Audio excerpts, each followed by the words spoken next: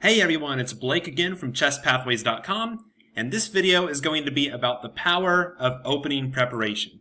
Now, I've made a couple training videos on opening preparation recently, and if you haven't watched those yet, I'll put a link down in the description, but the overarching theme of those videos was that most players study openings completely wrong, poor opening preparation is the #1 culprit for bad middle game play, and you need to be studying and analyzing the openings you play deep into the middle game.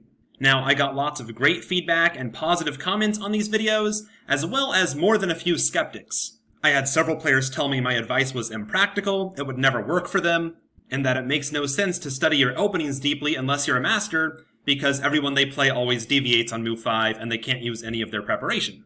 So I was very excited a couple days ago when Vladislav, a player I've been mentoring for the past month or so, sent me a very excited email along with this game he played at his club where he beat a much stronger player. So if you're still skeptical about opening preparation, let's take a look at this game and you can make up your own mind. So Vlad had the white pieces. We have e4, c5, knight f3, d6, d4, takes, knight f6, knight c3, and a6, the Najdorf variation. Vlad said he had really no preparation against this, and he ordinarily would just play bishop e2, bishop e3, castle, go into a middle game, and then generally not know what to do after that.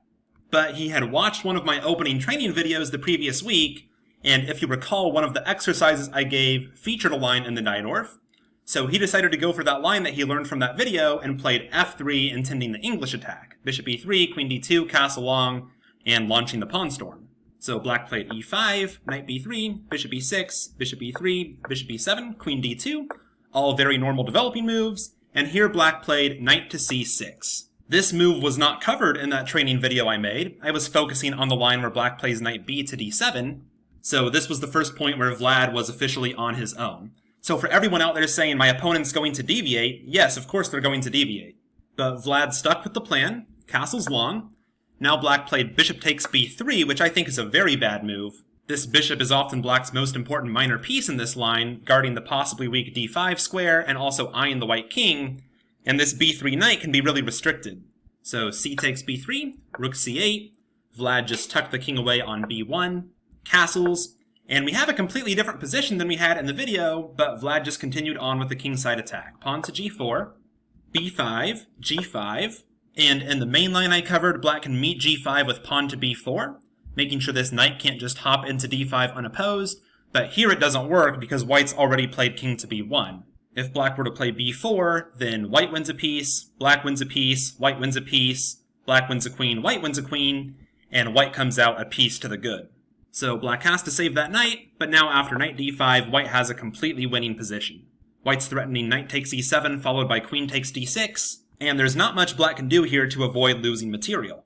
Vlad said that up to this point, even though this was a long time control game, he was basically blitzing out his moves. He felt confident that he knew what to do, even though black had deviated from his opening preparation based on that video. So black tried knight to d4 here, but it's not going to help them hold on to their material. White just took on e7 and then took on d4. And here, even if white doesn't take this pawn right away, it's hard to imagine this pawn surviving, and Vlad decided to play bishop h3.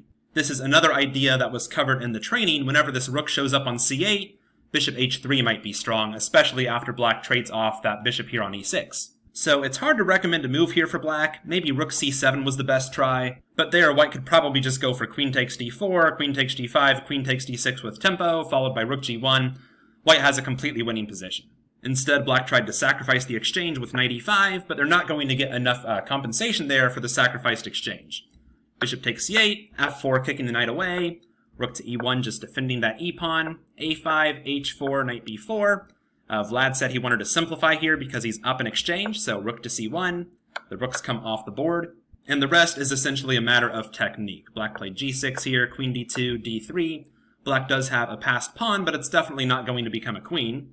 a3 kicking the knight away, knight c2, rook d1, a4 takes, queen takes, and black had to resign after a couple more moves. They tried sacrificing the knight to keep some hope alive, but white just defends the attack easily. And finally, in this position, black resigns. So, there are 3 big takeaways I want you to get from this game. First is that this approach to learning your openings is practical. If a 1300 player can use this approach to crush a player rated 200 points above him, and start the game with 20 essentially perfect moves even though the opponent deviated on move 9, how can you say the approach is not practical? Number 2 is that once we've established our main line deep into the middle game, our trunk of the tree, so to speak, it becomes so much easier to iterate on this process and get better and better at the openings you play based on every single game.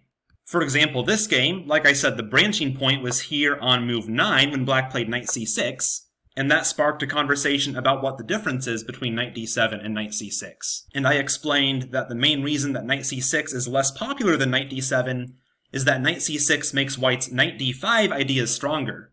Often, if white plays knight d5 in this line before kicking the knight away, black can simply take with the knight, and after e takes, play bishop f5 and preserve their strong bishop.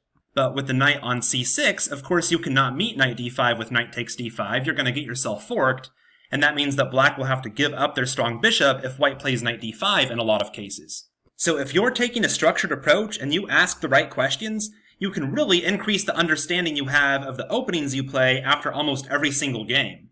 And then takeaway number 3, we once again see that memorization itself is not the most important part. And that's contrary to most players' beliefs when it comes to opening preparation. A lot of players think that opening preparation is all about memorization. But here, like I said, white only got to play 9 moves from memory, but they still played the first 20 moves just about perfectly. If you're trying to build a master-level opening repertoire, I would actually consider memorization to be only the 3rd most important aspect. There's 2 aspects that are more important than memorization, and that's actually the topic of an exclusive training video I made about building a master-level opening repertoire, which I am not making publicly available. That training has generally been reserved just for my students, but to thank you for watching this video, if you're serious about building a master-level opening repertoire and taking a structured approach to get a huge advantage against your opponents, just let me know. I'll put a link in the description you can contact me with, or you can just post in the comments, and I will send you that exclusive training video for free. Thanks for watching, and I'll talk to you soon.